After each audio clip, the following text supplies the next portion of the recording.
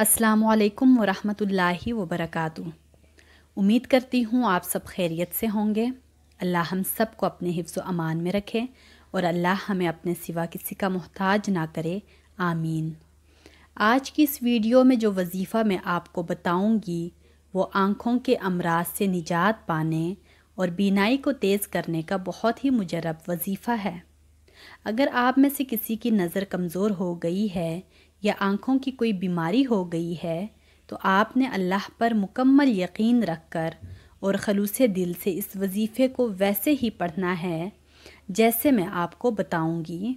तो इंशाअल्लाह इस वजीफ़े की बरकत से अल्लाह ताला आपको आँखों के मर्ज़ से निजात दिला देगा और आपकी नज़र भी तेज़ हो जाएगी। चलें अब मैं आप सबको वजीफ़ा बताती हूँ।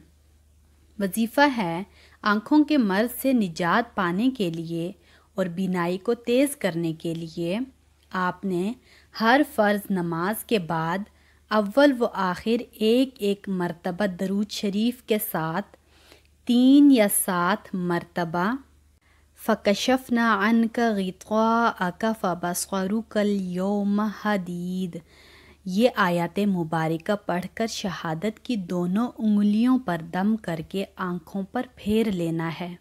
इंशाअल्लाह आँखों का कोई भी मर्ज़ हो दूर हो जाएगा और बीनाई बहुत तेज़ हो जाएगी। वजीफ़े के दौरान और वैसे भी 5 वक्त की नमाज जो हम सब मुसलमानों पर फ़र्ज़ है आपने पाबंदी से अदा करनी है।